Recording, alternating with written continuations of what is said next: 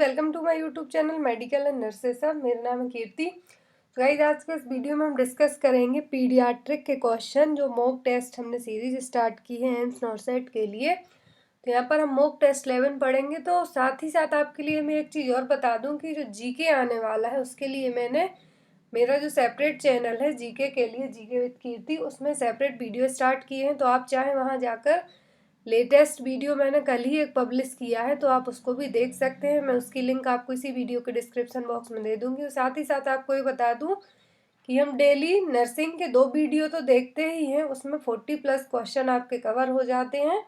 साथ ही साथ 1 सितंबर तक हम जीके के भी डेली 10 से 12 क्वेश्चन हैं जो कवर करेंगे, जो बहुत ही इंपॉर्टेंट क्वेश्चन है। प्रीवियसली जितने भी एम्स में आए हुए उसी बेस पर जो करंट अफेयर्स के क्वेश्चन बनते हैं वही क्वेश्चन मैं आपको उन वीडियो में प्रोवाइड कराऊंगी। सो आई होप आपको वो वीडियो भी अच्छा लगे, तो वहाँ जाके भी आप लोग देख सकते हैं।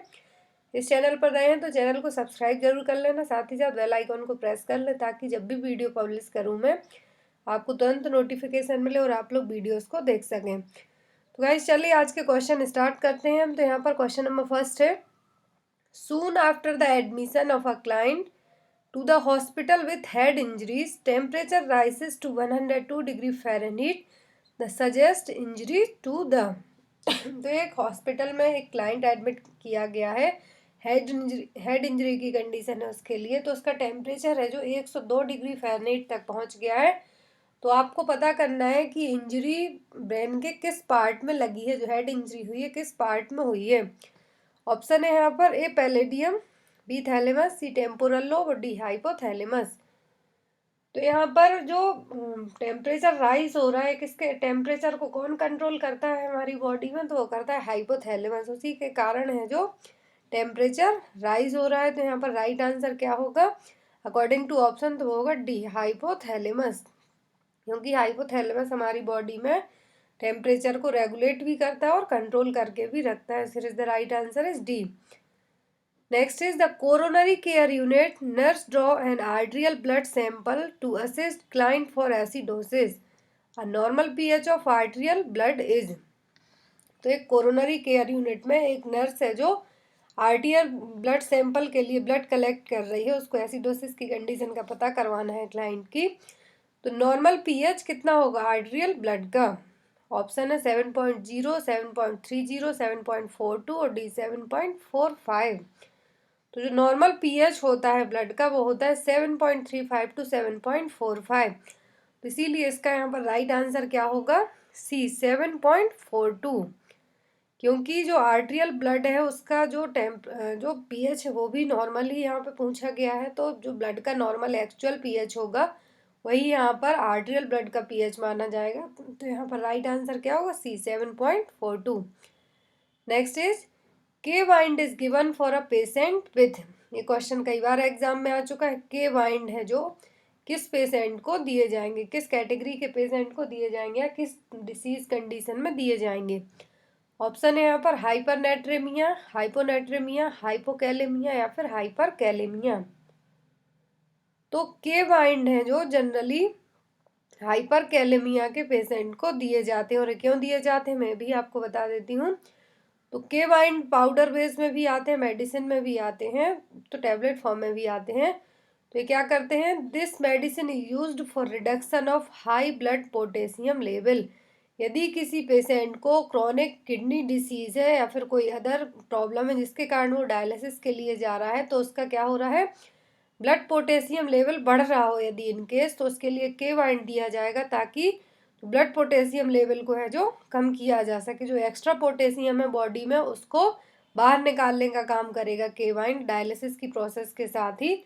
इसीलिए जो के वाइंड है पोटेशियम लेवल को कम करने के लिए दिया जाता है।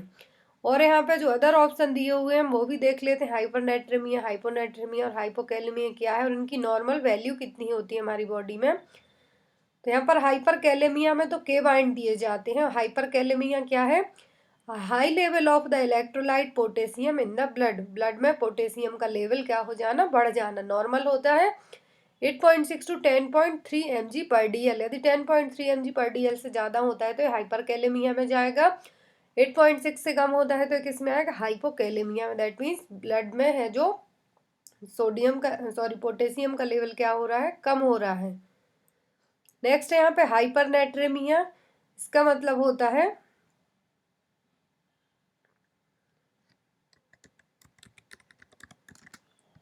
तो हाइपरनेट्रेमिया इसका मतलब होता है कि ब्लड में सोडियम का लेवल बढ़ रहा है, हाई कंसंट्रेशन हो रहा है ब्लड में सोडियम।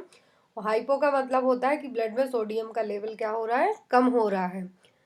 और यहाँ पर जो नॉर्मल सोडियम लेवल होता है वो होता है 135 से 145 मिली इक्विवेलेंट पर लीटर, MEQ पर लीटर होता है 135 से 145। यदि इससे ज़्यादा होता है तो हाइपरनेट्रेमिया में जाएगा, कम होता है तो हाइपोनेट्रेमिया में। नेक्स्ट क्वेश्चन, बैरल चेस्टेड सीनन। मैंने कुछ दिन पहले ही ये क्वेश्चन बताया था, एक इमेज दी हुई थी। बैरल चेस्ट किस कंडीशन में देखने को मिलते हैं?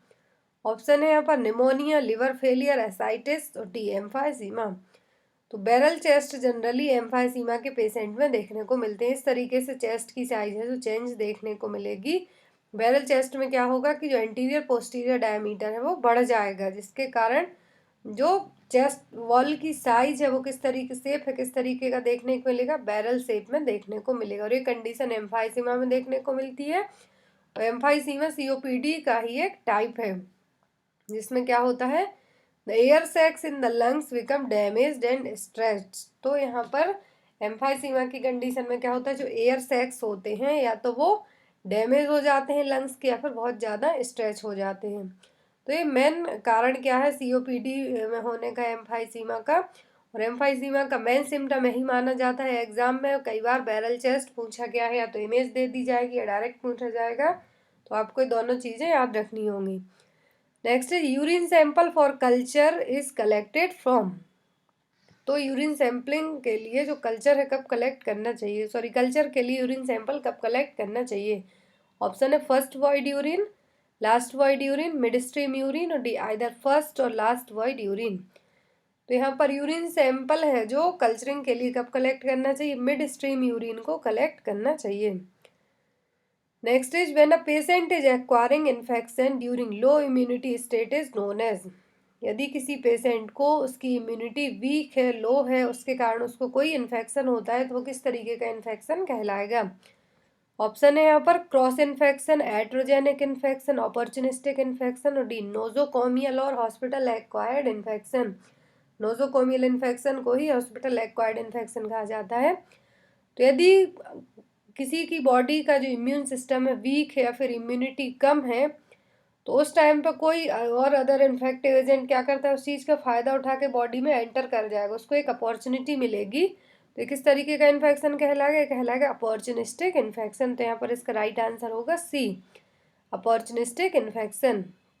तो एट्रोजेनिक इन्फेक्शन ऐसा इन्फेक्शन है कि किसी भी जो डॉक्टर या फिर फिजिशियन कोई थेरेपी करे उस टाइम पे जैसे हमें कोई इन्फेक्शन हो जाता है मेडिकेशन के टाइम पर, तो कहलाएगा एट्रोजेनिक इन्फेक्शन। और क्रॉस इन्फेक्शन में कोई भी माइक्रो ऑर्गेनिज्म है, जो बैक्टीरिया, वायरस हमारी बॉडी में किसी प्यूपिल या फिर किसी सामान इक्विपमेंट के थ्रू बॉडी में एंटर कर जाते हैं, तो होता है क्रॉस इन्फेक्शन।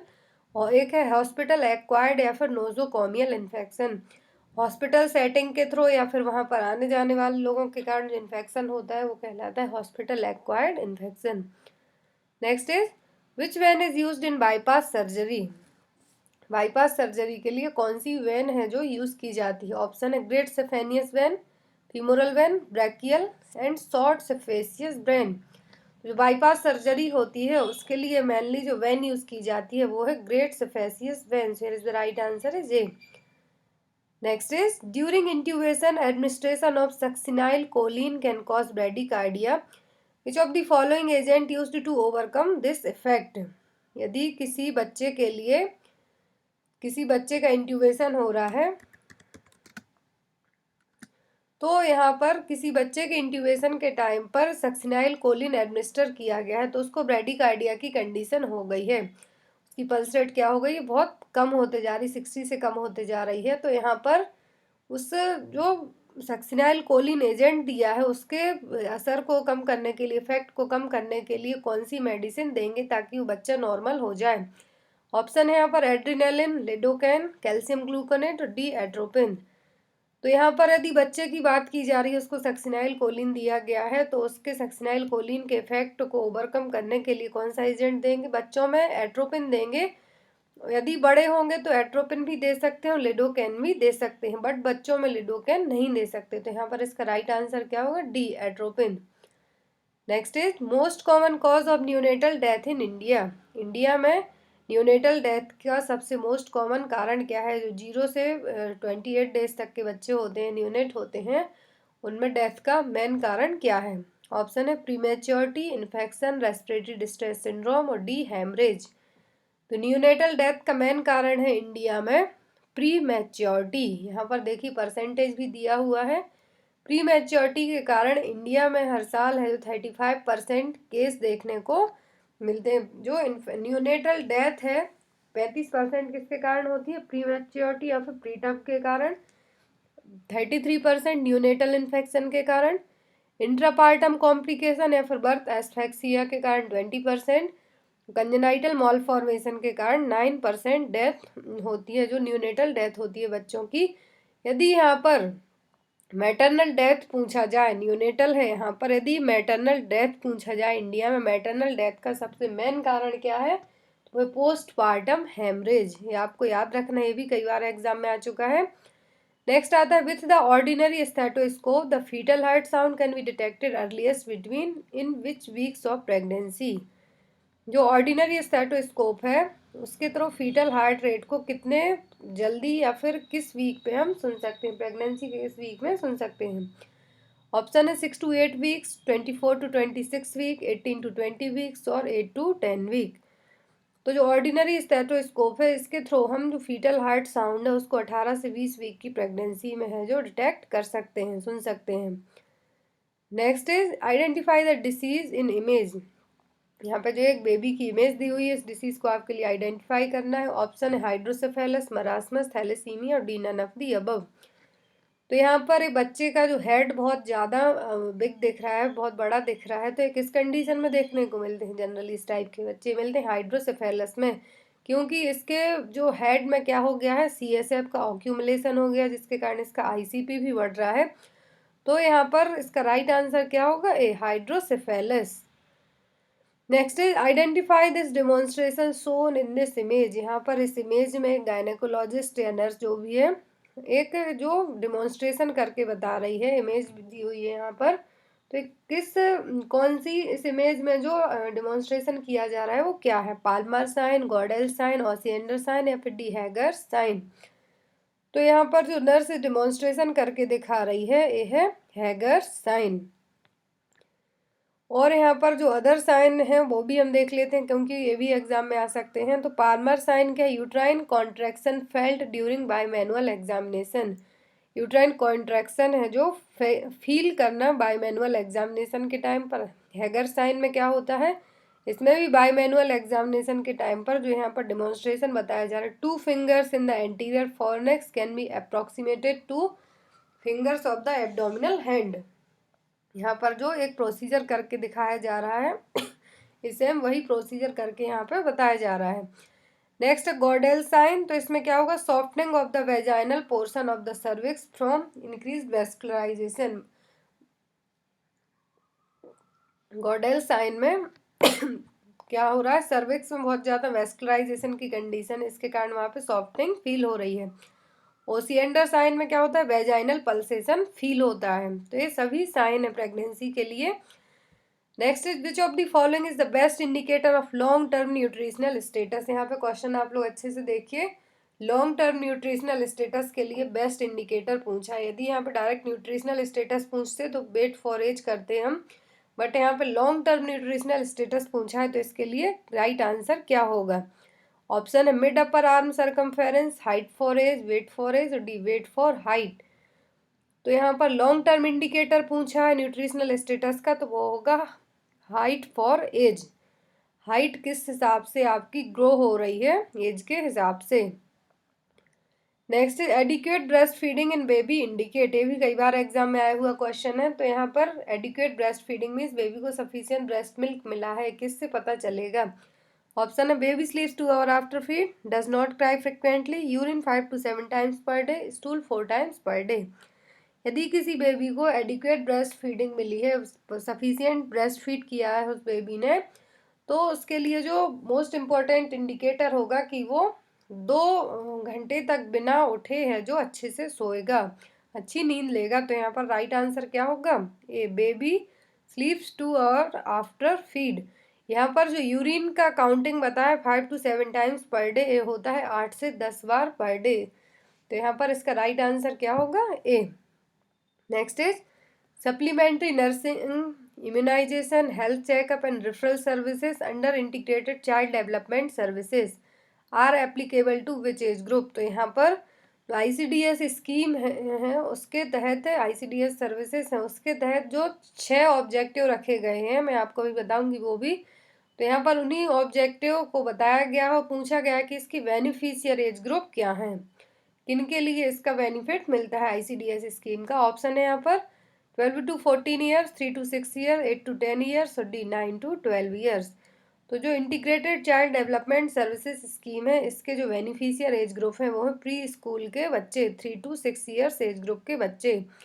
और जो ICDS स्कीम लॉन्च की गई, कब की गई थी ये भी पता होना चाहिए। तो 2 अक्टूबर 1975 को लॉन्च की गई थी, बट इसको बीच में कुछ टाइम के लिए बंद कर दिया गया था और फिर इसको दोबारा से स्टार्ट किया गया था। और इसके 6 ऑब्जेक्टिव रखे गए हैं: immunisation, supplementary nutritional, health checkup, referral service, preschool education means non formal education, nutritional and health information. तो ये 6 इसके कंपोनेंट हैं या फिर ऑब्जेक्टिव भी हम कह सकते हैं, तो आपको याद होना चाहिए। नेक्स्ट आता है which of the following structure is located just inferior to the thalamus.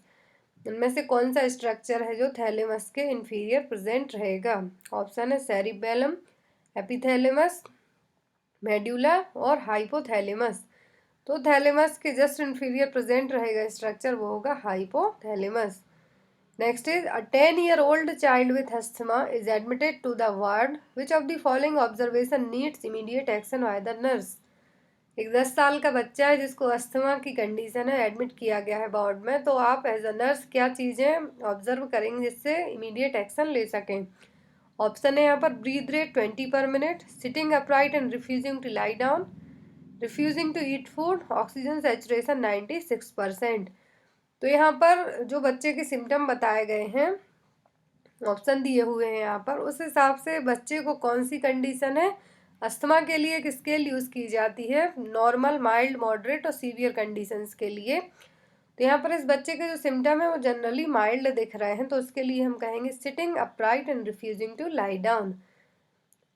ये देखिए यहाँ पर जो अस्थमा के लिए 4 जो स्केल है, एक अस्थमा अटैक स्केल, जिससे डिसीज़ की सीवियरिटी को पता कर सकें हम, उसके लिए माइल्ड, मॉडरेट, सीवियर और इमिनेंट रेस्पिरेटरी अरेस्ट, इन 4 कैटेगरी में डिवाइड किया गया है। तो इन चारों कैटेगरी के अलग अलग सिम्टम है। रेस्पिरेटरी रेट कितनी रहेगी, एसेसिव मसल यूज़ किस तरीके से, और वीजिंग साउंड किस तरीके से आ रहा है, पल्स रेट कितनी है, पल्स पैराडॉक्सिस क्या है। तो ये सभी चीज़ें हैं जो अस्थमा अटैक स्केल में मेजर की जाती हैं। तो बच्चे को जिस हिसाब के जो बताई जा रही है कंडीशन, तो वो किस में है, माइल्ड में, इसीलिए हम उसको कहेंगे कि sitting upright and refusing to lie down. Next is the item shown in this image. यहाँ पर जो इमेज दिख रही है ये क्या है? ऑप्शन है साकेट टेप, मल्टीपर्पज टेप, ट्रायस टेप और डी रिस्ट टेप। तो यहाँ पर ये जो स्केल दिख रही है ये क्या है, ये साकेट टेप, जिससे मिड अपर आर्म सर्कमफेरेंस को चेक किया जाता है। और ये साकेट टेप क्यों यूज़ किया जाता है, भी आपसे एग्जाम में पूछ सकते हैं। तो न्यूट्रिशनल स्टेटस का पता करने के लिए साकेट टेप को यूज़ किया जाता है।